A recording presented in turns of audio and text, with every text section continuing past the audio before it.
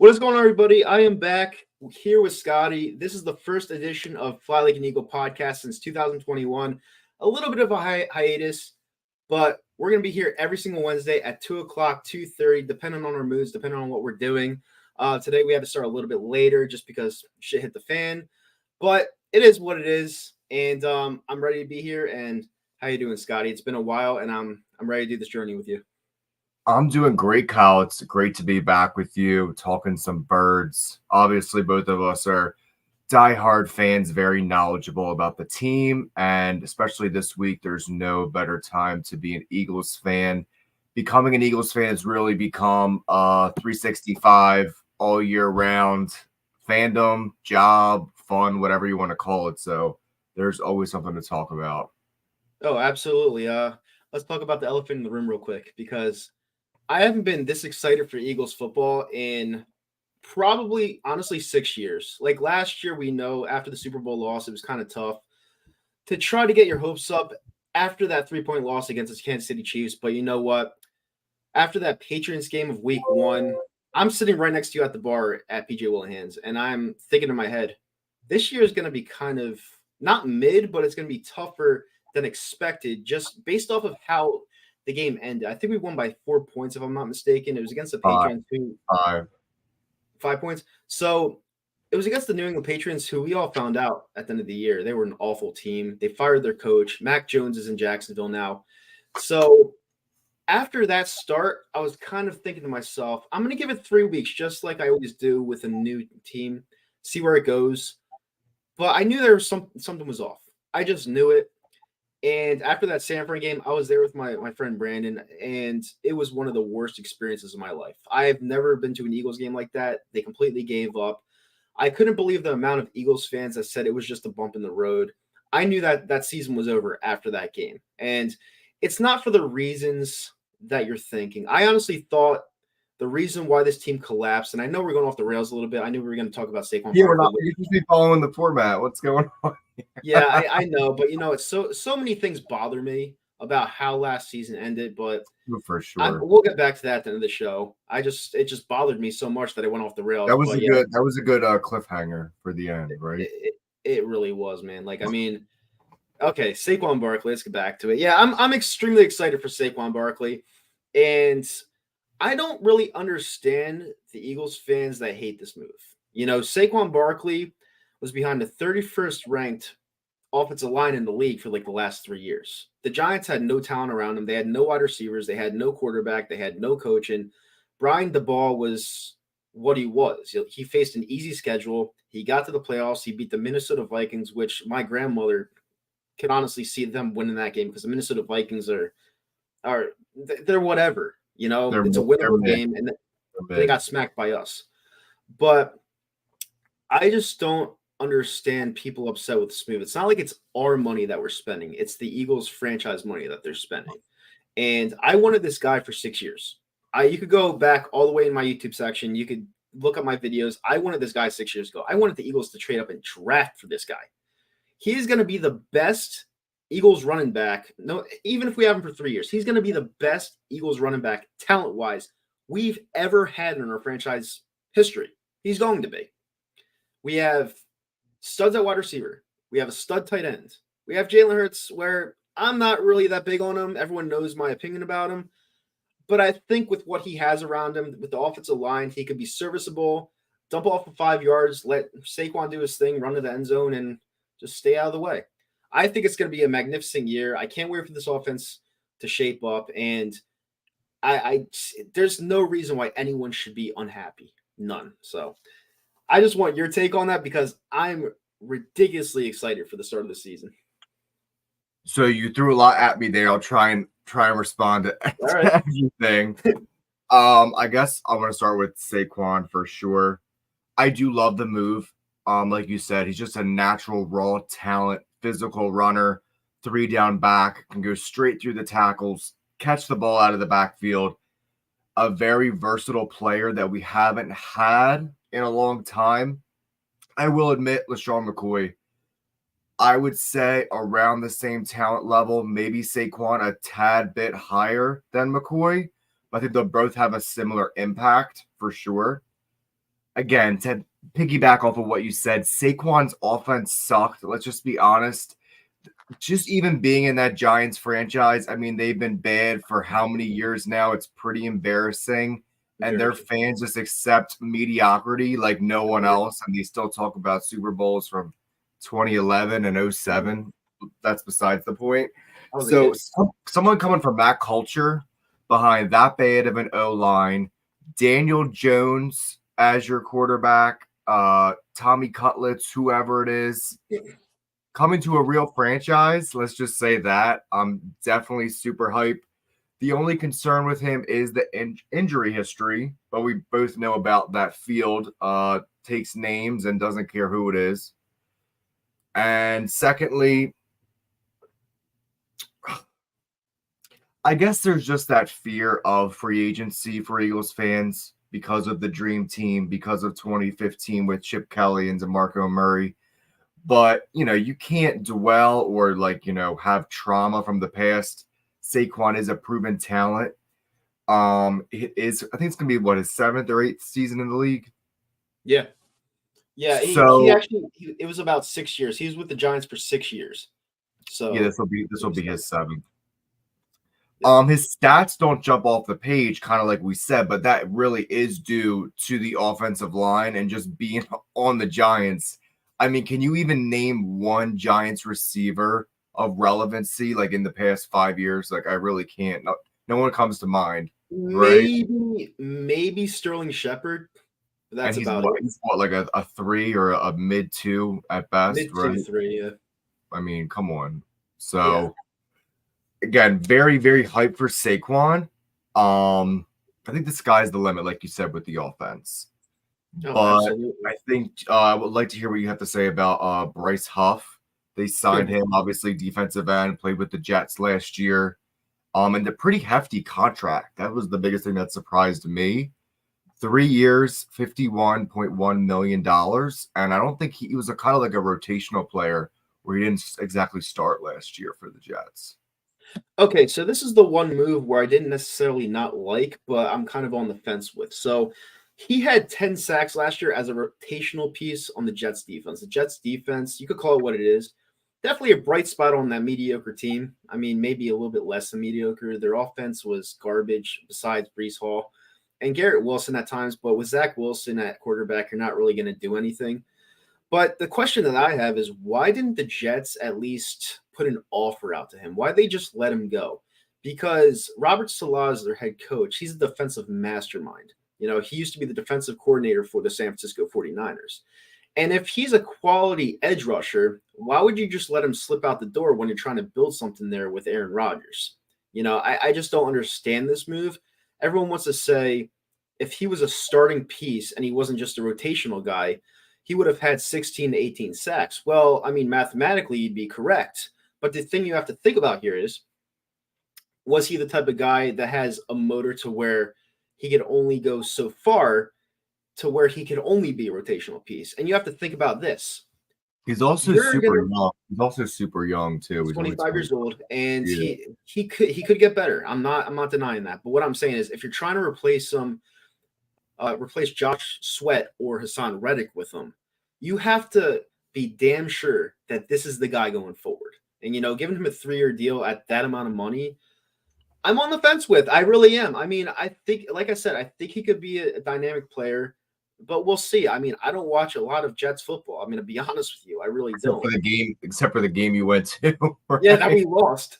So, I mean, other than fantasy football, watching Bryce Hall because he was on my team, I don't watch Jets football. So I just don't understand for the life of me why they would let someone this young go out the door without giving him an offer. Now, are you on the keep Reddick or keep Josh Sweat bandwagon? Keep Reddick. Yeah, me as well. Sweat really fell off the end of last year. Reddick is kind of like a fan favorite. He's a proven player. You pretty much can guarantee you'll get at least 10 sacks out of him per year. Mm. But doesn't this move kind of remind you of Josh Sweat a bit? Like the type of contract and how he was a rotational player, became a starter. Obviously, that's a little prejudging what Bryce Huff could be. but it's kind of a similar situation to like start, that second contract. Yeah, no, don't get me wrong. I like Josh Sweat, and honestly, I think I would have rather kept Josh Sweat. Honestly, I Oh, and mean, not sign Bryce Huff. yeah, I think I would have rather kept Josh Sweat because he's been here. He knows the defense. I mean, granted, we have Vic Fangio now, but it's not going to change that much. I would have rather kept him. I don't know. I mean, this is more of a risk to me. Like, But I do he's like how one of the players that really pissed me off last year. Like, Sweat. you got to admit, like, down the stretch, like, I guess we can just hop into that for a bit. I just want to make this one point. It's like, Yeah. people were blaming either, like, Howie for not supplying the talent. Mm-hmm. But in my opinion, like, most of the talent from the Super Bowl team was there. Mm-hmm. So it was the coaching for me or the actual like players' effort. I just think it wasn't their talent level. Do you agree with that, or do you have any opinion on that? I mean, yeah. I mean, you nailed it kind of right on the head. I mean, we lost Javon Hargrave. We lost C.J. Gardner-Johnson, who we just brought back on a 3-year, $33 million deal. Very excited about that one. But yeah, overall, it was the coaching. I'm not going to blame Sean Desai that much. I'm not even going to blame Matt Patricia that much. I think that the players got gassed. I mean, you ran into a gauntlet. We watched the Kansas City game together. Whose fault is that? Whose fault is that? I'd say I'm not going to pin on one person. I think it's a combined effort. I think the players stopped playing. They were gassed. They didn't have any more left. No one wanted to listen to the coaching. I mean, you could say Big Dom was in effect when he got kicked off the sideline. You could say that. But I don't know. I just feel like I'm not going to go as far to say that Nick Sirianni's a yes man, like a lot of people are saying. But at the end of the day, the fact that you fell off that far, it has to be a little bit more than what we're speculating, to where maybe there was a locker room issue. Maybe there was more than what we saw, Yeah, like we said, we are kind of getting a little off topic, but for me, I think it could have been just a mesh of the two coordinators. Yeah. Like, how many times that offense go 3 and out and put that defense right back on the field, Chiefs, Cowboys, Bills during that stretch, and they didn't complement one another. So maybe there was something, because, the coaches, even though offense and defense, they should work together. All right, let's run the ball to give our defense some rest. That was non-existent last year, like the worst I've ever seen. Like they sound like it looks like they just didn't care about the other unit and vice versa. I don't think it wasn't that they didn't care. And like you said, we're going off topic a little bit, but the DeAndre Swift and not bringing him back and choosing Saquon Barkley over him, now health goes into everything when you pick these guys. But if healthy, I think Saquon Barkley is more of your sure thing. And to me, I think Swift. I mean, I like DeAndre Swift, but Swift to me, it seemed like at the end of games last year, he kind of got tired, and they didn't really trust him. Like they barely used him. Yeah, I don't know. Maybe it was they barely used him because number one, he had a thing for Gainwell. He just did. Like he sometimes he would have preferred to use Gainwell over Swift, and maybe he just didn't fit what they were trying to do. Like week 1, I'll never forget they started Gainwell for some random reason, right? Yep. And then the second game, it was DeAndre Swift coming out party. So I don't know. I mean, I don't know that one good. I hope he does well on the Bears. So it is what it is with DeAndre Swift. I would have rather had Saquon Barkley, and that's just where that goes. For sure. And I guess we can move on to the next free agent signing. Oh, we can talk about Brandon Graham a little bit, how he was brought back on a 1-year deal. Brandon Graham is 35. I think he will be 36. I forget what his birthday is. It might be in the summer, but I think he will be 36 by the time the season starts. Obviously, a veteran locker room presence. Obviously, we're going to get into our 2 retired future Hall of Famers, at least Eagles Hall of Famers, at least a little bit later. But, we're both obviously big BG fans. He did end up with 3 sacks last year.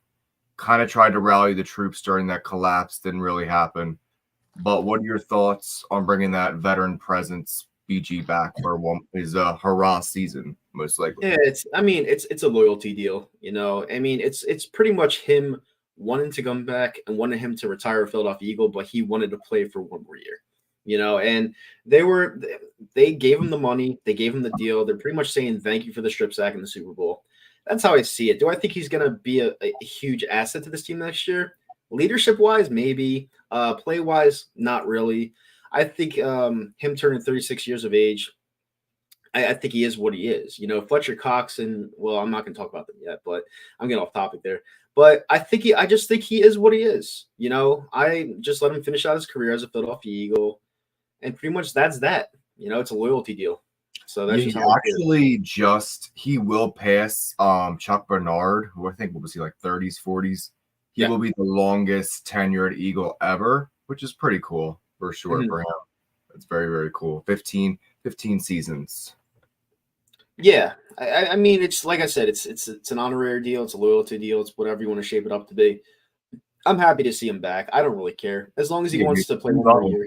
We got his. I have his jersey. I think you have his jersey too. No, I don't. I actually don't. And I always love Brandon Graham. So like I said, it'll be good to have that veteran presence. I mean, as far as the defense goes, veteran presence, I can only think of like Darius Slay. I think I can't even think of another kind of. I mean, I guess you could say Hassan Reddick and Josh Sweat, but one of them won't be here for better or for worse. So I think it's good in that aspect.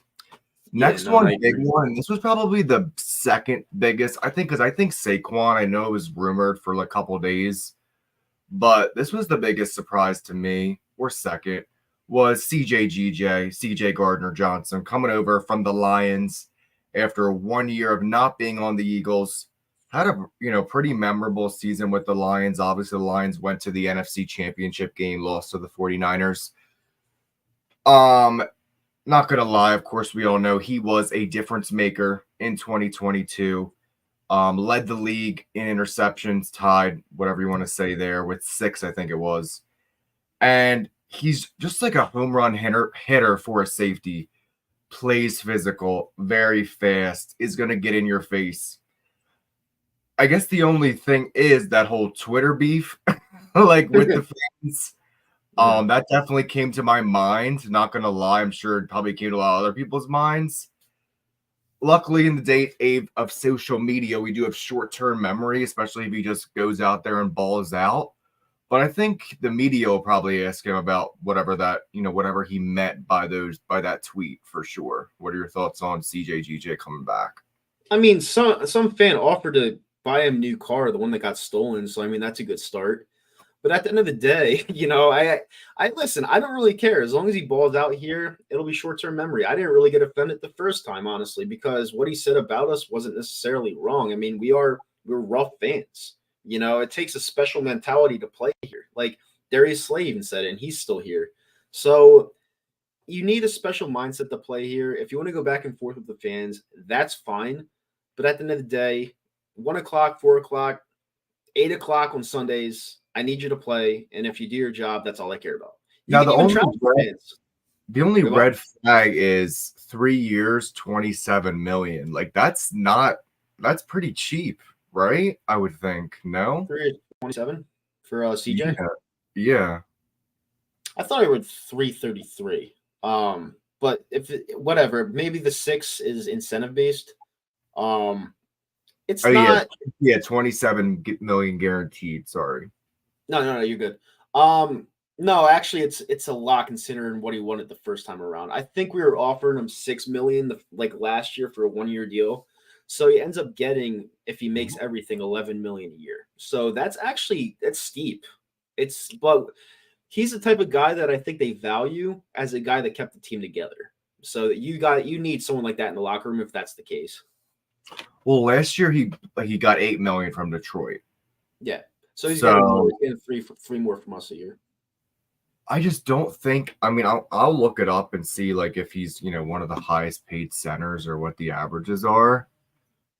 And I guess that's kind of typical. It's like I'm just used to like, let's say you have like a really good young stud player, ready to get their next contract. He has been in the league since 2019. But it's like you really don't see those 5-year deals anymore, like you saw when we grew up when we were first becoming fans of the NFL, where it's like someone would stay on a team for 6 to 8 years.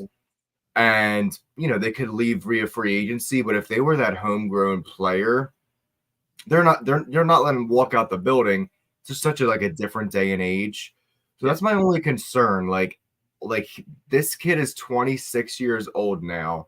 And it's just another thing too. It's like, unless you're like a quarterback or, a defensive tackle, defensive end, offensive line, like once you hit 30, I don't want to say it's like a stigma or just in people's minds, but it's just, you're going downhill and 30 is still young. Like, what's your thoughts on that? I really just think that 30 number, it's like you see it and like bad things happen to that player, Yeah, I mean, it happens. It definitely happens. It's happened with Bradbury, like immediately.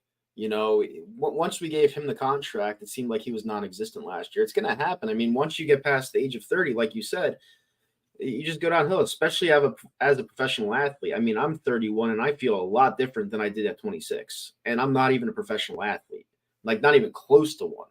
So, yeah, I mean, it's tough to pay these guys when you get that age, but sometimes you're going to have to shell it out if you see what you like. And if they produce for you, you're just going to have to keep paying and keep paying and keep paying. Which is good because he's 26. He'll be 29 at the end of the deal. So that's perfect. And then make a decision then. Right. Exactly. I'm all for it. Awesome. Last free agent of note that I have here is Devante Parker, which is definitely an interesting pick. Played for the Patriots last year. Are you thumbing down Devante Parker? Awful signing. Oh my God. And why do you say that? I just never liked him. I never liked him on the Dolphins. I never liked him on the Patriots. I never liked anywhere he went.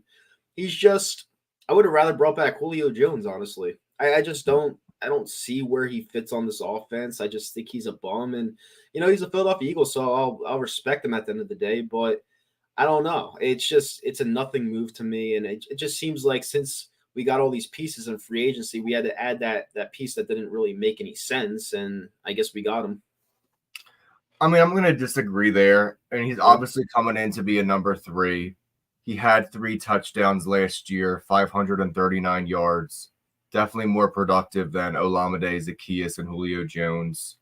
He actually had 9 touchdowns in 2019 with Miami. I know that was a little bit time ago. He had 1,200 yards. Mm-hmm. So I think as a number 3, I think he can be decent. I mean, the Patriots really relied on him for a lot of production last year. I think he was like, him and Nelson Aguilar were what? Number 1 and 2? Like, you also just answered it yourself. They had nobody else to throw to, and they were what, a 4-win team, 3-win team? And they're he's not number 1, of course. He's not a number 1. He can be a number 3. Yeah. So they had no one else to throw to. So I don't know. I don't think he's going to see the field all that much, and I'll be grateful because I don't really like him as a signing. But it is what it is. I don't know. Some people liked it. Some people hated it. It's a nothing move for me. It doesn't really do anything for me. Oh, and I do have one more. Jake Elliott today got a 4-year extension worth $21 million. This actually ties Ravens kicker Justin Tucker for the highest paid kicker in NFL history, which is insane.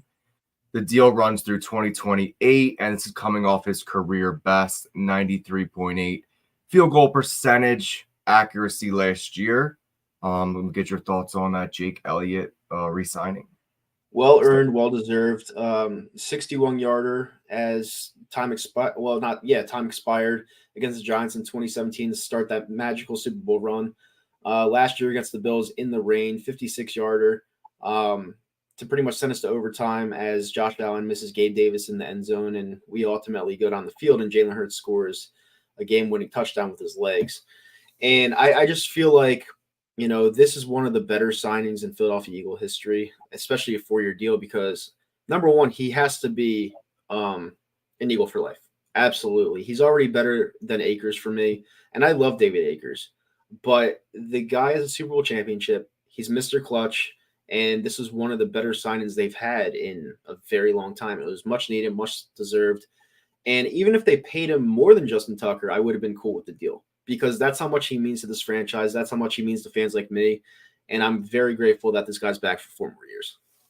It's crazy just how good he was last year, isn't it? It's like he was almost automatic perfect. Crazy. He didn't make the Pro Bowl. He was a second team All Pro. Probably should have been first. And it's crazy, like you said, it was this. He was a great signing. I'm trying to remember. I know he was on the Bengals practice squad. Yep. I don't know if they signed him or what's up. 5th round pick, I believe. Yeah, I don't know if they signed him or traded for him. Yeah, he was a 5th round pick. But yeah, definitely a diamond in the rough, and it's actually going to lead us straight to our next topic about Howie. But he was a great find. You know, it's also awesome when you can find a rookie kicker out of nowhere and like snatch him up and keep him for life for the extent of his career. And yeah, this was definitely a smart move. And also, especially the beginning of last season, how many times did we settle for 3? Like a shit ton. Shit ton. Like, absolute shit ton. Thank God we had him. I think he was like our highest, scored the most points on our team. I don't know if it was all year or at one point for like a long portion of the season. So definitely to have a almost exact automatic kicker is, irreplaceable for sure. Absolutely. Moving on. So like I said, that kind of leads me to our next topic. And it's kind of be a little bit of a combination. Obviously, this is only day 3 of free agency. What grade would you give free agency up to this point? And then, people are, obviously this is known as Howie season around Philadelphia at Eagles Nation. So how has the past couple of days changed your overall opinion of Howie Roseman? And, what is your overall, like your finger on the pulse of Howie Roseman as a GM, in the NFL overall at this point or throughout his career? So I've always had a love-hate with Howie Roseman just because he's had years where he's been stellar and he's had years where he's been like, what the hell, man? You need to get back in the accounting room and do your numbers. Like, I've just been up and down with the guy his whole time he's been here. But for this free agency in particular, I have to give him a solid A, only because you addressed exactly what we needed. Now, granted, everyone says we're not going to run the ball. We never run the ball. We never use our running backs. Well, when you're paying a running back this much, you're going to run them into the ground. I hate to break it to you. New offensive coordinator. Yep, and if Nick Sirianni or Kellen Moore or whoever's calling the plays doesn't do it, they're going to get fired because you don't pay someone that much to not use them. And he's more than a running back. He could block out of the backfield. He could catch balls out of the backfield. He could run for 75 yards after catching a 5-yard pass. He's a dynamic running back. And I have a hot take here. No, there haven't been hot takes on the show yet. I have the first one ever. He's going to have better numbers next year than Christian McCaffrey. Wow. Yep. I think he's going to be better because the Giants have done him an absolute disservice, and he's going to be unleashed this year, and he's going to kill it. And I cannot wait to see what he does. I want to send you – I just found something on Twitter that is actually insane. All right, let's check it out. You might have seen this. I don't know if I can send it to you because I'm looking up on my computer, but was it Aroldis Chapman? These numbers, these cap hit numbers are insane. And this kind of explains Howie Roseman, in a tweet. Mm-hmm. Jalen Hurts, $13.5 million. AJ Brown, $12.4 million. Devante Smith, $6.4 million. Saquon Barkley, $3.9 million. Those are the cap hits for the Eagles starters, those stars in 2024, which equals out to $36.2 million. Daniel Jones alone, cap hit, $47 million. It's ridiculous. And that's why Dak Prescott, $59.4 million. Yep. That's insane. Like that does. It's like, how do you even do that? Like, he must be on a completely different stratosphere than Jerry Jones and whoever runs the Giants, whoever their GM is. No, I mean, GMs usually freak out because they see a shiny new toy that they want on their team, and then they overpay them. That toy doesn't work out, and then they're stuck with it. It's like there was no reason to sign Daniel Jones after that playoff loss against us in 2023, January 2023. He got his ass kicked. They didn't even belong in the game, and they gave him $40 million over four. Well, what was it? 160 over 4 years, and most of that was probably guaranteed. It was the dumbest move I've We need seen. to talk about the Giants here. Next week we should make that a topic because like I don't even like are they like participating in football anymore? Like I just No. like they don't care. I don't know what it is. Like the fans are just like they're like ghosts or they have like no emotion in their body. I don't know. You get what I mean? I don't know. They're deadbeat fans right now, right? They're 2 to 3 years away from being 2 to 3 years away. I love it. I absolutely love it. I hate their fan base. They're obnoxious. They think that every move that they make is the best. Yesterday, I heard that Brian Burns was an absolute savior of a signing, and I heard that John Runyan's kid was a great offensive tackle signing. Well, you just got rid of Saquon Barkley, which you could have used him last year to block for Saquon Barkley. I can't believe they let him go. I really can't. And you signed Brian Burns. What is he going to do? Tackle the quarterback and everyone else is just going to sit around and watch? Like, you pay this guy a ton of money when you're in rebuild mode. Like, these You've been in rebuild mode for 10 years, right? Yeah. Like, you're overpaying a stud Pro Bowler who's going to waste his career with you guys and not win. I actually feel bad for the player. You know, he's getting paid a boatload of money. I understand it, but he's never going to win. Well, look what I think TT. I can't even say his name right now. Barber pretty much said all we need to know about the Giants' mentality and mindset, right? Like that was just weird. Tiki Barber to come out and say that, yeah. I mean, Tiki Barber not even an Eagles legend, and we're supposed to be, you know, the rowdiest, craziest fan base. We're not out here making comments like that, right? No, like here's the thing. Here's the thing. We're rowdy and crazy. We're not stupid. You know, they want to act like us, rowdy and crazy, but they're stupid. Giants fans are obnoxious. They're dumb. I don't know what it is. Maybe it's the air up there. Maybe because it smells like shit up there. I don't know what it is, but they're just the dumbest human beings on the face of the earth. And I thought Cowboys fans were dumb, but something has happened to that fan base within the last decade. Well, I'm saying at least Cowboys fans, you know, get angry and like try and hold people accountable, or they're not going to put up with mediocrity, or they want to move on, they want change. The Giants fans, I just feel like they're just like, another year, a 6-10. Like, I don't get it. Like, I just can never. I would just be if our team went 6-10, even 2 years in a row, even 1 year, we'd be so angry and like, what is happening here? Fired. Like, I just don't see any urgency from the fan base. Maybe that's the best word to use. No, because Eli Manning brought them 2 titles, and most of them grew up in that era. So that's why they're not fast on trying to win anymore. And plus, I just don't know. Maybe it's because of the loser mentality, being a New York sports fan, because they never win anything. So maybe they're just used to it, but they trust the wrong people. Like Brian DeBall, like he showed me last year that he's not a capable head coach, and you're going to keep this guy for whatever reason. You have Joe Shane as GM, who you brought in as the savior after Dave Gettleman was another savior, after Reese was another savior, and you just trust these guys to do a job that they're not qualified to do, and it's just the same song and dance every single year. Now, listen, I'm not complaining.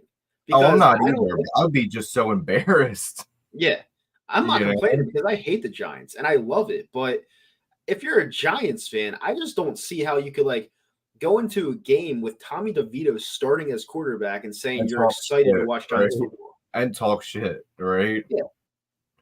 I also heard another stat that so Saquon was with the Giants for what, 6 years? Saquon never beat the Cowboys. Like, that's just embarrassing. Like, you never beat the Eagles or Cowboys, like, ever. Like, they did beat us the last game of the year because we fucking were terrible. But like, I don't even know the last time they beat the Cowboys, like 2020. Like, I just like, how do you even get up for the game or like for the rivalry to go? Like, that's just me. Like, it's kind of sad at this point. It really I'll bring up one of my favorite YouTubers to watch. Shout out to the Bad Dog Giants fan. One of my favorite YouTubers to watch. But this is the point I'm trying to make about this. He came back to YouTube in 2015, 2014, something like that. The entire duration of his tenure here on YouTube, I think he has like 100,000 subscribers now or something like that. He's doing very well for himself. Good for him. But the entire tenure of his YouTube channel from that point forward, they've been uncompetitive like every single year. So you have to consistently make content on a very bad team. That's very tough to do, especially when you're trying to make up lies and you're trying to make yourself feel better to your followers saying that's going to be better. And it's never happening because you have no talent. You have no direction. Every single year is the same exact thing. And maybe he is better off doing the Lakers. I don't know, because he's not going to talk about the Giants because they suck every year. Like, it just is what it is. I don't know if you see Star Force's comment, but I guess maybe that's where I'm coming from. Like, I don't like pity them because they've been trashed for so long. I'm like confused. Mm-hmm. Like, how are you that bad for so long when, like you said, not even competitive, or like, we know you're not winning the division. We know you're not beating the Eagles or Cowboys. Like, what's the point? So, yeah. But that's enough about that franchise. Seriously. Our next thing that I wanted to talk about was, I can bring up the list for you too. I can read off some of the names if you forget, and I guess we should check if any breaking news happened while we've been doing this. I don't think anything came out, right? Unless Jalen Hurts got traded for Justin Fields or something like that. Oh my God, I don't even have anything about Hurts, so we can add him on at the end because it sounds like you have some things to get off your chest. Nah, not really. All right, so of the Eagles remaining like free agents, basically, this could be quick, that are available that we didn't re-sign and haven't been re-signed yet. I'll just go through like the biggest ones. Who, if there's any, would you want to re-sign them? Zach Cunningham, Jack Driscoll, Sua Opeta, Boston Scott, Jack Stoll, Quez Watkins, Olamide Zaccheaus. Anyone maybe out? Quez. I would resign Quez just because he has that in-game experience. Like, he's gone with us to the Super Bowl, although he did drop a crucial pass in the Super Bowl. I think he meshes well here, but other than that, the other names that you said, like the Falcon of last year, Zaccheaus, I didn't like him at all. I thought that was a wasted roster spot. Jack Driscoll, he could kick rocks. Zach Cunningham, no. No love for Boston Scott. No, not really. I mean, Boston Scott, he was a Giants killer, but let's be honest, who wasn't a Giants killer? So, I mean, it's just one of those things. I mean, I just don't really care. I mean, those names, I never thought of it that way. Yeah. I mean, it's just, I don't know. I just don't view him as like 86 yards last year, Boston Scott. Oh my, that's amazing, right? No touchdowns. Only thing I would like, because obviously Boston Scott has some upside. I mean, he's getting older. He's 28. I mean, you really don't want to have him take up a roster spot, I guess you could say, for like another young running back. But it would be interesting to see, because again, I think they're actually going to run the ball with Kellen Moore, even though I think Kellen Moore wasn't known for running the ball in Dallas. Mm-hmm. But that's what we need, because, which again, we can talk about, Hurts in the offense a little bit later, but I think if we have a solid run game, that's just, it makes the whole offense and whole team tick better. Back to the point, I would say Boston Scott. I am a fan of Olamide. Obviously, shout out to him. I actually did play Pee Wee football with him. But anyone else on this list? Oh my God, Shaq Leonard? Hell no. Nope. Actually, I don't know if you saw, Nicholas Morrow got signed by the Bills, which I thought was really random, and Marcus Mariota by the Commanders. I'll stand on this one. I didn't hate Mariota. A lot of people wouldn't give him a shot. A lot of people didn't. So bad in preseason. Yeah, I mean, I was at the Ravens game. He overthrew a lot, but at the same time, no one deserves that much hate. It's only because of the guy that's starting at quarterback that people want to hate on him. I don't know. Wait, say that again.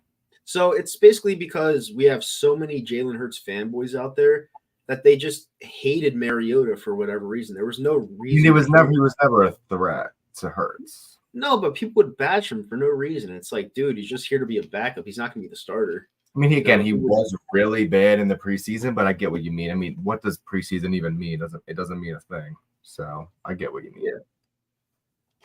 But for Quez, I don't think the coaching staff likes him at all. I think the franchise is just so annoyed with him between the injuries and the drops and just not progressing and getting better. It is a shame because he is one of the fastest players still in the league. And, it's hard to find that speed. He's only 25 years old, and I could definitely see him doing well somewhere else with a fresh start. Shame that it can't be here. Yep. I definitely think he will be signed somewhere eventually. He's still an unknown player. So that's the only thing on our side if we could somehow bring him back. But it would have to be for dirt cheap. And I mean, he would have to fight for a roster spot, in my opinion, because they are just, I know for a fact the front office and the coaching staff is over him. Yep. All right. I guess I do have one more thing, which can lead us into Jason Kelce and Fletcher Cox. Saw a tweet today that I wanted to add to our show notes that Kelce said about the Eagles signing Saquon Barkley. And I quote from Kelce, "This is what I'm regretting. I knew when I retired that I was going to miss an outstanding season for the Philadelphia Eagles. And it sucks. I want to be a part of this so bad." What are your thoughts? I mean, if you saw context, if you watched the podcast, well, anyone that watched the podcast, he was pretty much doing it in a joking manner. Just like when Tiki Parber the other day said, "You're dead to me." Like everyone thought he was serious, but it was like tongue in cheek. Like that's why, you really got to like watch the shows and see how they're acting upon it. You could tell he's really happy being retired, but it would have been interesting to see him center this team with Saquon Barkley as a running back. I feel like if he did play one more year, we would really have a chance to lock up at least an NFC title game spot. But at the end of the day, listen, it's his time to go. He's been here forever. He won a championship with us. He got to a Super Bowl. He was hurting last year after the Super Bowl loss. Like he was pretty much contemplating retiring last year, not this following year, but the last year, because he couldn't even get up without feeling pain. So it's just one of those things where, just stay retired, Jason. You probably have one more year, maybe 2 more years left in you, but just stay retired, go out on top. And that's that, especially because he's like my favorite Philadelphia Eagle of all time, other than Nick Foles. So I just want him to do what's best for him and his family. And just, it's a very violent game. No more tush pushing. You're always going head first into the ground. And just stay retired. Obviously I watch all his shows and stuff like that. So I want him to see him succeed on that. Gets paid a lot to do that. And he doesn't need the NFL anymore. And the NFL, honestly, I don't think the NFL needs him anymore either, because they have Travis Kelce, they have Taylor Swift, and there you go. Obviously an absolute legend. I mean, I think he's needed everywhere. He's such a great person, number one, great personality, very entertaining player person. Like we said, it's a violent game. If it's like, we want to see our favorite players play forever. It's not reality, so why not get out when you can? I know there's been some rumors of him possibly being in the Amazon Thursday Night Football booth next year, which I think I would love to see that, and I think he could become his own personality in that retrospect. I think he will end up back with the Eagles in some capacity at some point, rather that is if it's in personnel or like player development. I mean, I could really see him as a coach too. I think he just is such a motivator. Honestly, I could see him as a head coach one day if he really wants to go down that route. Talk about like a Jeff Saturday. Obviously, that did not work out well. But if he actually went through the coaching ranks, I think he's someone that, young men players would follow. Best memory for Jason Kelce for me. When I think of Jason Kelce, I think of the dog mask after the NFC Championship game. I think he had like his jersey off, his big belly out. And just that like playful, like so confident, that underdog mentality. But I don't know. Kelce, let's be honest, like he was an amazing player, so athletic, pulling around the guard, doing things that we've never really seen before as far as like in our lifetimes for an offensive lineman. We're used to 300-pound, 6'6", 6'7", big mother effer offensive lineman. Yep. And this guy on the smaller size, it's very small for a center, but he was just so athletic. Like he could have been a fullback possibly, or a tight end, with a different training, different body type. He could really do it all. And then of course, the another memory for obviously is the Super Bowl speech, especially, being there in person at the parade, at the Art Museum, Rocky Steps, and he embodied the city of Philly, I would just say, like, with drinking or having fun or partying, but the passion. And whenever he spoke, even when he was talking to the media and just had to answer questions, he still came off genuine. Like, I feel like he wasn't a bullshitter. Mm-hmm. And in this city, that's all we want, and that's who we're going to respect. So yeah, best memories, the dog mask for me, and then have to be the Super Bowl speech. But he's definitely going to be greatly missed. But yeah, I wish him the best. I think his time ultimately did come. If like you said, the injuries are piling up, but he's a legend forever. I will say I'm not a fan of the statue talk, like right after they retire. I think it's just weird. Like, give it like 10 years maybe, or I don't know. I'm not there's no statue of like Peyton Manning outside the Colts. Like, yeah, you're not a statue of Dan Marino. Like, let's just stop with the statues. I'm sorry. That's just my opinion. Well, it's because, well, to counter that, I mean, we actually value our players. It's franchises like the Denver Broncos, franchises like the Indianapolis Colts. They don't give a shit about their players. Jim Irsay is a fucking drunk. He's a loser. And he's not going to give a statue to Peyton Manning because he's just, like I said, he's a drunk and a loser. So, I mean, you can't expect. Oh, my bad. There actually is a Peyton Manning statue now. I don't think so. My bad. I think there is. Yeah, there is outside the stadium.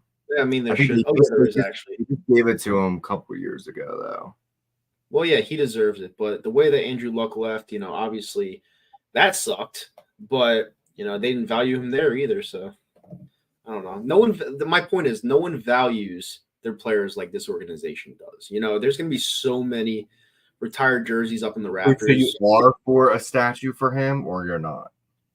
I wouldn't say statue, definitely number retirement. 110%. Mm-hmm. Yeah. I mean, I didn't like the Nick Foles and Doug Peterson. I know it's not that. It was Bud Light that made it. They didn't, but it was just like too soon. Yeah, I mean, you're not wrong. It definitely was a little bit too soon, especially because it was right after the Super Bowl, in essence. But at the end of the day, you have to see how valuable that Super Bowl win was to us. I was crying like a little baby. It was amazing. I was with you all night too. It was insane. Like, I mean, when we lost you were with me when we lost that Super Bowl to the Chiefs. Like, I was upset, but I wasn't really like as upset as I would have been if we lost to the Patriots in 2018. 100%, so 100%. So it meant a lot to us. So I was completely okay with that statue. But as you said, statues are meant to be great. Statues are meant to, like, they have to have some sort of all-time generational player. Correct.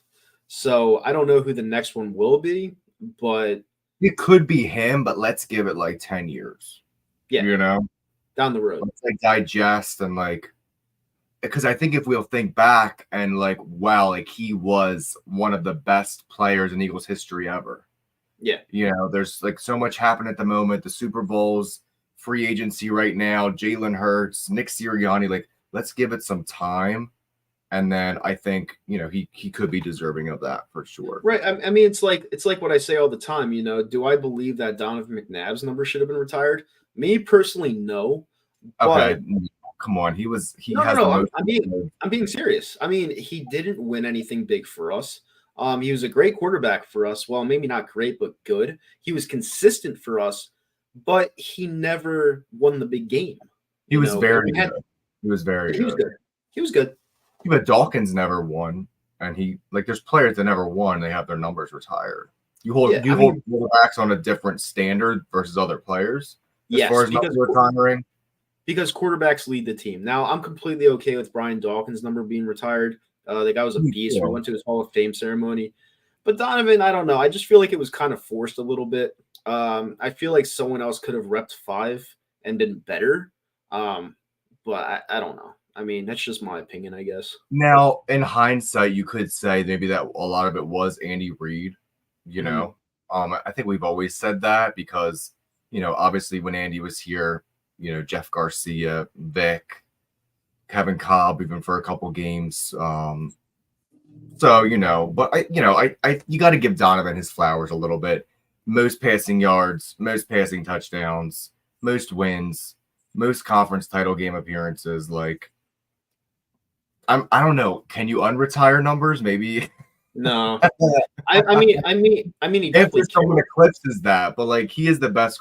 Like, you don't think he's the best quarterback overall? I know you're going to say Foles because he won, but like, overall. Yes, he has to. I wasn't alive. Better for worse, he has to be. I wasn't alive for Cunningham. But a lot of people tell me it was him. So but he did. McNabb won so much more. Yeah, I mean, he won regular season games. I don't know. I mean, he just didn't really do anything for me. I felt like there were so many teams in that era that could have won the Super Bowl. I thought that 2014 was better than the one that actually won the Super Bowl. And you could say we ran into the Patriots. 2017. Yeah, like the one in 7. I disagree, but the 1 in 17 they played together, but talent-wise, we've had so many better teams than that team. So many better teams. I don't know. That team was just unstoppable. I told you this before. I think they could have beaten anyone. Like, which is my opinion. We are getting off topic again, but we can save these history and legendary topics for further shows in the offseason. Absolutely. We should maybe take a poll or do something. Maybe we can do a Twitter poll or get some ideas for what the viewers out there want us to talk about week to week. Sure. Next up, Fletcher Cox retires. Thoughts on Cox retiring, and obviously your best memory. He is one of the all-time most talented Eagles players ever. I will say that. Absolutely. He's a definition of a guy, just like I said with Kelce, who retired at the absolute right time. Fletcher Cox, he had so many memories, so many great plays for us, and the pressure that the presence that he had on that defensive line in his complete tenure that he was here will be missed. And there's not much more I can say about the guy. The guy was an absolute freak of nature out of Mississippi State. And there's just that whole D line during that era has a special place in my heart because of how they performed during that Super Bowl. Now, granted, they gave up 500 yards against Tom Brady, but if it weren't for Brandon Graham, Fletcher Cox, like any of those guys, we would have not have gotten to that spot in the first place. So anyone that chooses to retire from that era, I'll be like, whatever. And if you don't want to retire and you want to stay one more year, as long as it's not going to kill us, I'll be okay with it. Just let them finish out their careers on their own note and just end it there. Yeah, I mean, like I said, Cox is one of the greatest Eagles of all time. Finished his career with 70 sacks. And I think he was part of that generation, with Aaron Donald, Geno Atkins, a couple other names, Gerald McCoy. That because you never thought of a D tackle getting sacks as much as these guys did in the 2010s, early 2020s. D tackles were run stuffers. They, filled a gap, filled the hole, whatever you want to say. But these players made an impact where they would just mess up a play entirely just by their physical presence, pressuring the offensive line, getting to the quarterback. And, that's something else in NFL history that's kind of where a shift happened for that position. And it's really cool that, one of the greatest Eagles helped contribute to that. I think in Eagles history, I think he's third all time in sacks. Mm-hmm. I think it's Red. I just looked up the other day. I think it's 1 Reggie White, 2 Trent Cole, 3 Cox, 4 Brandon Graham. I believe. Not 100% sure about that. Do you think? Obviously, he'll be an Eagles Hall of Famer. Probably number retired. No, correct. What are his Hall of Fame odds to you? Pro Football Hall of Fame. Cox. I believe that Kelce's a yes for both of us, right? Pro Football Hall of Fame odds. I feel like Fletcher Cox is 50-50. I believe he meant a lot to us, but there are a lot of big names that haven't even gone to the Hall of Fame yet. So, I mean, for God's sakes, Brian Dawkins was a second ballot Hall of Famer. So, I mean, you have 15 years. I'll give him – I think he's better than a 15th ballot. I'll give him better odds, maybe 70%. I'll say 70% Hall of Famer. And are you saying Kelce 100%? Yeah. First ballot Hall of Famer. Gotcha. Yeah, he'll be the first one since – who was our last first ballot Hall of Famer? I'm trying to think. Dawkins was he was 2. Second? Yeah, he was 2. I can't even remember. I can't either. Would he be our first? Probably. Might be. Yeah, he might be. But he's going to be the first. If he's the first, he'll be the first ballot Hall of Famer for the Philadelphia Eagles. I mean, I would have said Reggie, but he was more known as a Packer at the end of his career. I just sent you a text if you want to check your phone. All right. But yeah, sure, man. Yeah, so he's gonna go do something real quick, but I'm gonna take over for a little bit. So yeah, basically, Jason Kelce is definitely a first ballot Hall of Famer in my book. He led that offense for years. He was there for more than a decade. And I truly believe that without Kelce, we would not have a championship today. Kelce was the backbone of this team. Kelce, he brought the chemistry. He brought the personality. He's everything you need in a player, in a teammate, just someone that can back you whenever you need help. And he'll be dearly missed. Now, about Fletcher Cox, I liked him as a player. I thought he was a really good player. I thought he was a dynamic piece at times. But he's one of those players to where I'm not going to say he was replaceable, but he's not a player I necessarily relied on to make a big play out of that whole defensive line consistently. He was good for what he was, and he's definitely going to be a Hall of Famer one day. I believe once out of 15 shots, he should get at least one of those shots. I just believe he's good enough to be in the Hall, but definitely far from my favorite Eagle of all time. Definitely. I mean, I just have better players, but at the end of the day, I can't really disrespect him too much because he was part of a Super Bowl team, and without him, I don't think we win.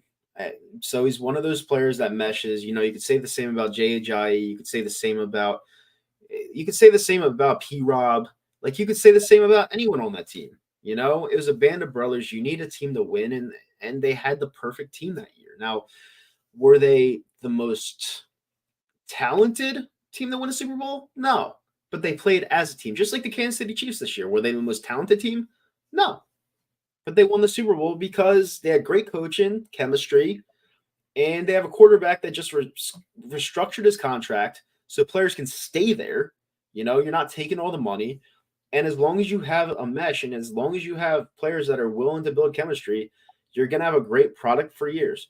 So going back to Fletcher Cox, I believe him on this team brought more value than not. And that's really all I have to say about him. He's not as huge to me as an asset as Jason Kelce was, if that makes any sense. Gainwell's such a bum. I don't think Gainwell's a bum. I really don't. I think that he's a good second piece. I think he's a good third down back maybe.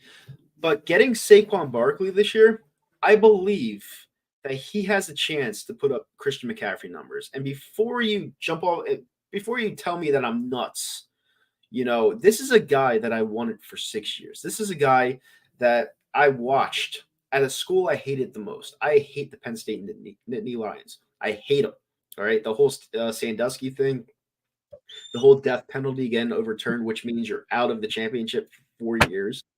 That whole thing getting overturned. I hate that team. And this is the guy I wanted for 6 years. So honestly, Gainwell's not a bum, but at the end of the day, you're going to give Saquon the rock 25 times to 30 times a game. You're going to. And he's going to lead this team. He's going to lead this offense. He is the offense now, and I can't wait to see it happen. What's up, Scott? Sorry about that, guys. I'm back. Good. What were you in the middle of discussing? What conversation did I miss? I was talking about Cox and how I kind of valued him, but not as much as Jason Kelce. I thought he was a good player. I think he's going to get into the Hall of Fame, but he's not someone that I would put up there as a first 5 ballot Hall of Fame guy. He's going to get in eventually, but I feel like we had better players.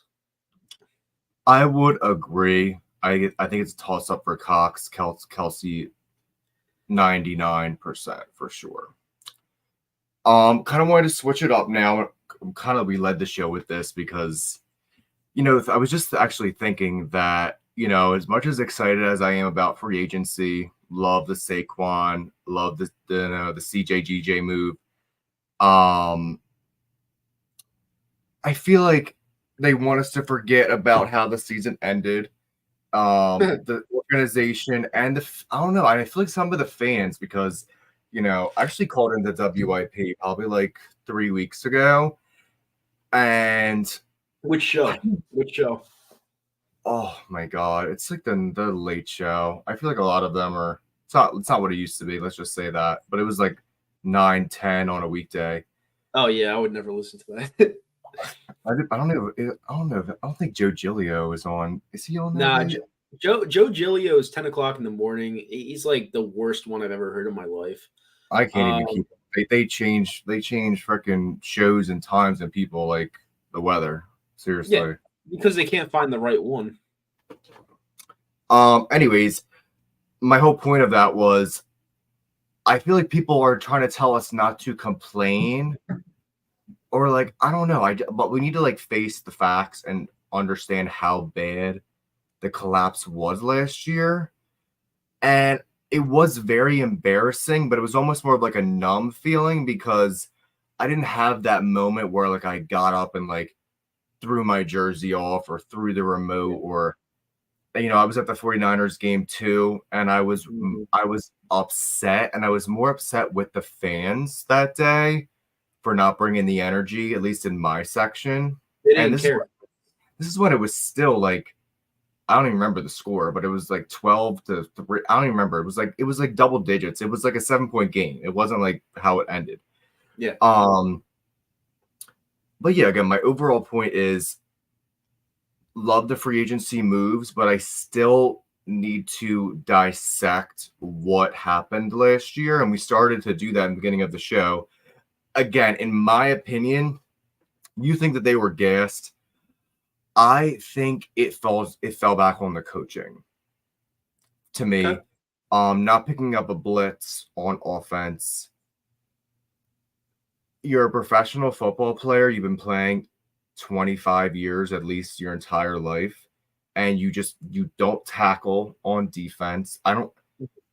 You're gassed, and obviously we don't know that's NFL speed and playing at that level, but I don't know, how do you just forget to tackle, or you can't, no team was tackling that bad. And we were the number one team a few weeks prior to us tackling shit. And then we can't tackle at all. Yeah, jump in here a little bit. Well, that's why I say they were gassed, because if you look at that one tackle that Bradbury committed, lack of tackle because he didn't tackle him, and it was a touchdown for, I think, Mike Evans. He tackled at his shoulders. And I'm thinking to myself, I'm these guys are professional athletes. You don't tackle at the shoulders, and they know this because they've been in. He was a good tackler last year. Obviously, we know he went to shit his whole everything about him, but he was a good tackler last year. But basically, what I'm saying is tackling takes energy, and I just think these guys were wiped. I think they were. Right. So what was wrong with the offense? The offense just fell apart The offense, they didn't run the ball like you said. They were throwing with Jalen Hurts when he couldn't use his legs. I'm sorry, guys, but Jalen Hurts is pedestrian when he can't use his legs. Like, he needs to use his legs or else he's a very average player. And I've been saying it for years. 2022, he was phenomenal. Do you think he was hurt last year? A little bit. I think the whole year he was dealing with something, which is why he couldn't run. But Jalen Hurts, when he can't run with the ball, he's a mediocre player. Like, he just is. And it's okay to say that. He doesn't, like last year, he was a turnover machine, which was not his game because he usually doesn't turn the ball over. And he was trying to make risks which weren't there. But at the same time, I think this year, getting him all these weapons, getting them a back that could kind of carry the load the whole game, I think it's going to help him out. And, paying that much money to a quarterback, I think these moves were just dynamic because you got this guy for at least, 3 to 4 more years. You're paying him $51 million a year. You had to do something, and he did. So I give Howie Roseman a ton of credit. I truly do. I do too. And going back to my previous point, because I saw a lot of media members and some people were saying like, oh, the talent level, that's why they fell off on defense. And again, I'm like, I don't agree with that. Yeah, they lost Hargrave, CJ, but I don't know. Again, to be like the 31st ranked defense down the stretch, that still doesn't make any sense to me. Not about talent level. And then as far on offense, I think it was just a complete mess and mix of things. And I think we'll learn how bad those coordinators were now that we actually have pretty good coordinators stepping in with some experience and history of success. Again, you can't pick up a blitz. Dallas Goedert was like non-existent almost the entire year. I know he was hurt for a bit. I don't know how you don't just throw the ball to A.J. Brown whenever you're in a pickle or in the red zone, in the end zone. Like, he did that all season. He was just winning jump balls. Like, it's not like there was any scheme. So I don't understand why he couldn't still do that. Yeah. And yeah, like, well, is it a coaching thing or is it Jalen's ego? What I think a good coach should help a player understand just how to throw the ball better, how to protect themselves, what they need to do, reading the field, which we know he struggled with a lot last year. That's all coaching to me because in 2022, he really did look like a different player most of the time. However, I will say, Hurts, I'm not as hard on him as you. I'm thinking back to that Bills game. He made some amazing throws and he obviously won the game in overtime when he did that quarterback draw for a touchdown. And then now I'm thinking about was it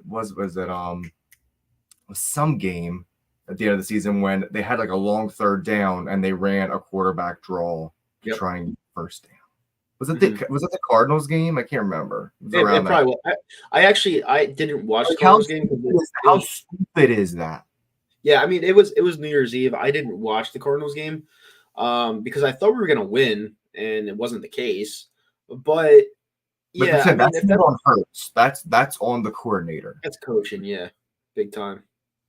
And it's like, sorry. Well, that's another reason why your offensive coordinator who's running the ship can't be buddy with the quarterback. So Brian Johnson last year, the year before that, apparently they were good friends. And if you're trying to take over an offense and you're trying to be the one in charge, you can't be buddy with the quarterback. Well, he coached him in college, I believe. Yeah, I mean, it never worked out for that reason. So, I understand why it went to shit. Brian Johnson and him being friends, they had different perspectives on how the offense should run, and sometimes that gets in the way. So it does make a lot of sense of why it fell apart. And you could be right. I feel like just in work, any type of work in general, you kind of have your guard down around like a boss that you're closer to or friends with. But if it's like a superior that you're not as familiar with, you're like on your P's and Q's and like does that make sense too? Yeah. A little bit. Yeah. I mean, people are going to suck up at times. People are going to kiss ass. It's a human nature. It happens. But I mean, if their egos really got in the way that much to where Jalen wanted to do one play and he didn't see how Brian Johnson viewed the offense at all, I could totally see how it fell apart. It was terrible. I think I might have sent you one video about their scheme. Like they ran like 3 running plays just to opposite sides. Like it was just bad. And then obviously the whole drama with AJ Brown and does Hurts and AJ Brown have drama? Like why? How is that happening? Like these 2 players had an amazing 2022, even start to the season. I think back to those Washington games where AJ Brown was a beast. Well, like, I mean, I could see why that would come into the picture, only because AJ Brown didn't have a single receiving touchdown in the month of December. Like not one. You know what I'm saying, but like, how does that happen? Like, I don't wonder. Like, why are you not throwing in the ball? Like, I mean, there has to be a reason. I mean, like either he really had tunnel vision and he wasn't looking his way, or I don't know. Maybe they were double covering. He didn't feel like he could make the throws. So maybe that's why he never got the ball. Maybe it was just a mind thing. I don't know. Usually, sometimes when you get paid a contract that you don't necessarily deserve yet, you make plays that aren't there. Are you talking about Hurts? Are you talking about Hurts? Yeah, I'm talking about Hurts. I don't know if I agree with that. But I mean, not a lot of people are going to agree with that, but I think they jumped the gun on the contract. I don't know. I mean, the Super Bowl, like, come on, he played great. He was like, he played phenomenal. I mean, he fumbled the ball and we lost, but he played great. But I think the contract deserve. Again, I think it's the coaching. Again, there's just too many things with the scheme, no creativity. Again, can't pick up the blitz, and if a quarterback regresses that much for no reason. Mm-hmm. I mean, I would have loved to be a fly on the wall in those practices during that collapse, because I'm like, nothing changed. So I'm like, what are you doing? What are they talking?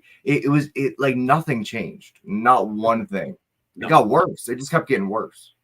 Worse and worse and worse. I mean, we started off with San Fran. That was a shit show. Then I knew that we had no shot versus Dallas. We got killed. I stayed in my house. I usually go out for those games. I stayed in my house. Then we went to Seattle. Thought we were going to win that game somehow. It was so ugly, that game too. We lost to Drew Lock. And then we play the Giants. We win a miracle on Christmas Day because they're the Giants and they suck. And then we lose to the Arizona Cardinals. So it was one of those endings to the season that you just did not see coming. And it was awful. And there's no explanation. And we kind of have gotten it. I mean, the only explanation we can see is that both coordinators were fired, which kind of leads me. Well, first, I guess we can talk about the coordinators. Obviously, Sean Desai and Brian Johnson were both fired, which, in my opinion, was probably the right move. Now, I am on the record that I did want Sirianni gone, just because I didn't understand how it got that bad with. And he looks like a deer in headlights. He really did. And the post-press conferences, and I literally cannot listen to him talk anymore. Maybe on a win streak, but he will say 1,000 words and say nothing. Like literally nothing on a chalkboard. Like I just can't. Like all I want him to say is, "We sucked last year." Obviously, not the word sucks, but it wasn't good enough last year. I take accountability, and I'm doing everything I can to make sure it never happens again. That's all I need him to say, and he has not yet said that. And then he would set himself up with a "see you later, Chiefs fans." Like he would make himself look brutal. And down the line, when we get completely exposed, you always see that clip. It's like, dude, I understand you're trying to pander to Philadelphia fans and you want to be one of us. The best way to be one of us is by winning, because we like winners. We don't like losers. And he won for a while. He has a great coaching record here, but the way that season ended, it was a fireable offense. I tend to agree with you. It really was, but I knew they weren't going to fire him because he sucks up to Howie Roseman and Jeffrey Lurie. So, and he's an offensive mind, and I've never heard of them bringing in a new offense for someone else to fix the offense, but you're an offensive head coach. Yeah. Like so you do know that Kellen Moore is the head coach. Like Nick Sirianni is the head coach in appearance only, but he's not doing anything. He's a raw guy. Yeah, it leaves a bad taste in my mouth. I'm like, well, what's the point? Like, I don't know.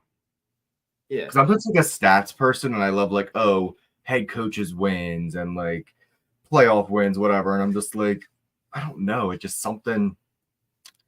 it's almost like our team, which I love because I mean we have won a lot recently as far as just number of games and playoff games, whatever. It's like we're such a like factory or just like a whole team. It's not really about one coach, one person, one executive. It's like a collective group, which I like.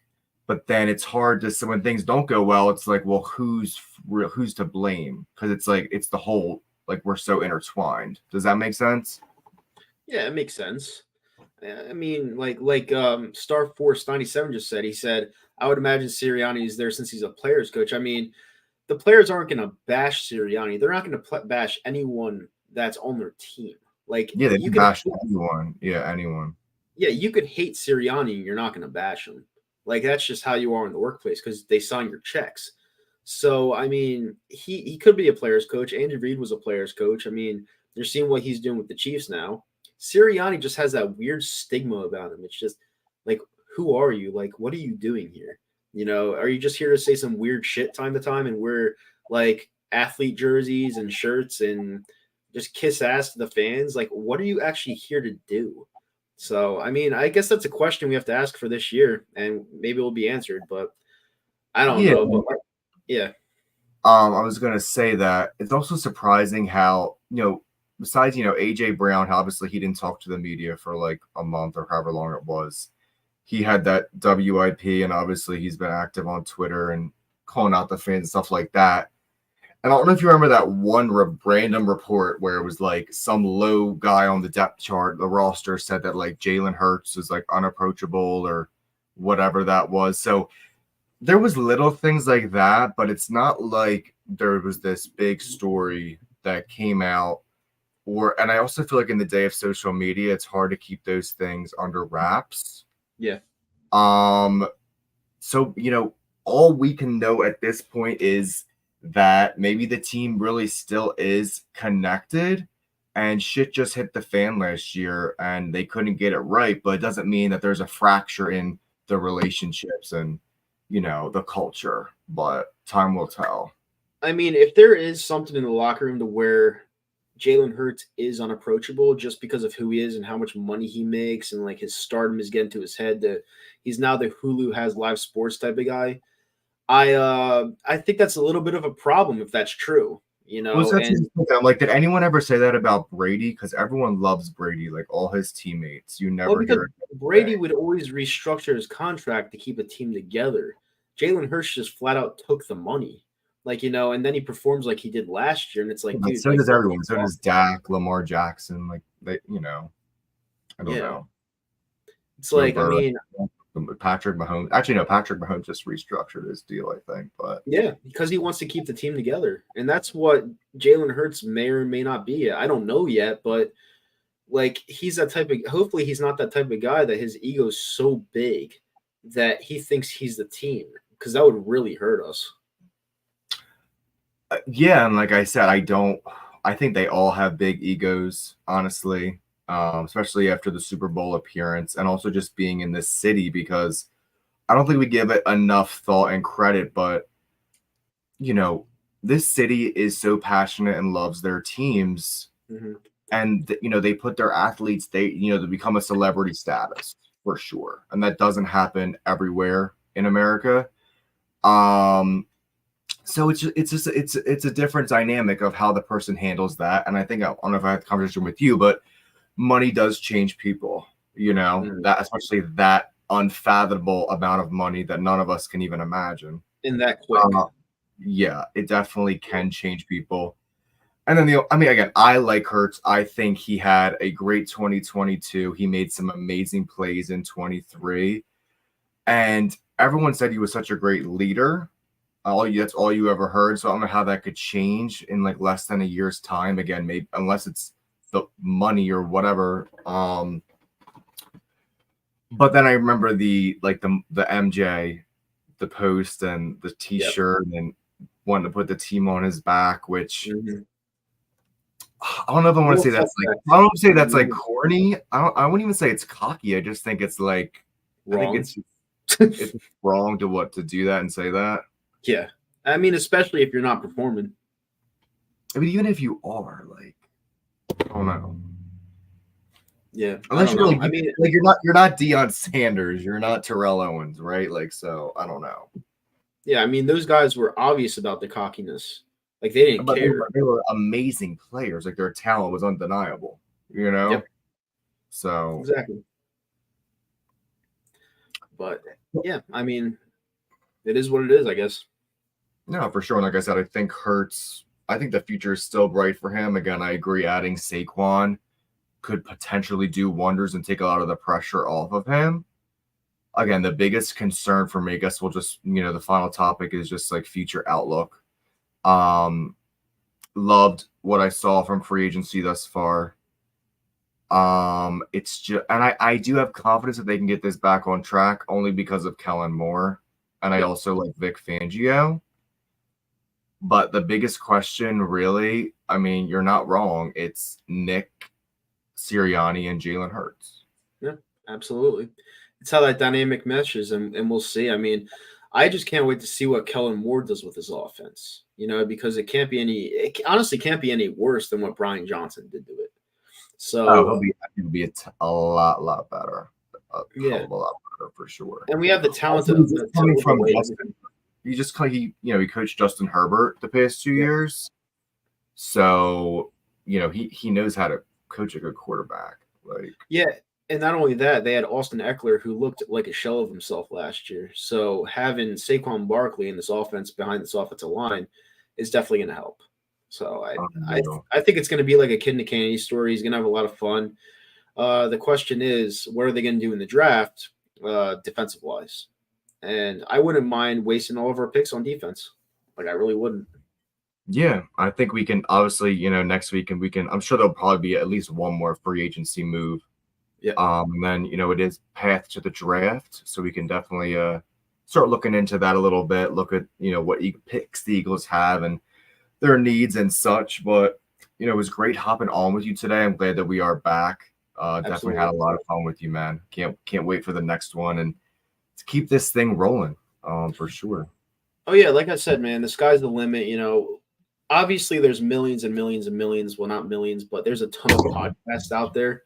Eagles related, Philly related, whatever. We're just two guys sharing our opinion, have a microphone.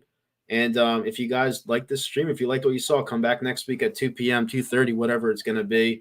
Definitely give it a share, give it a like, follow us on our Facebook page, Fly Like an Eagle Podcast. I just shared it to my own personal account. And yeah, like I said, we're going to be here every single week. Whether it's a slow week or not, we'll be here. And sometimes our show goes off the rails like it kind of did today. You're talking about stuff that doesn't really correlate, but it happens. We're just here to provide you guys entertainment during some of these tough times. And like I said, hopefully you guys enjoyed our content. And yep, anything else you have to say? No, like I said, I would definitely agree. Like I said, I'm excited to be back with you. I think we're both very knowledgeable Birds fans. Again, being an Eagles fan is 365, 24/7. It really has become that way, which, we love it. We love football. Football is king in the U.S. So super excited for the future. I hope everyone has a great rest of their day. Absolutely. We're going to sign off and have a great day. Have a great week, guys. And we're out of here. Take care.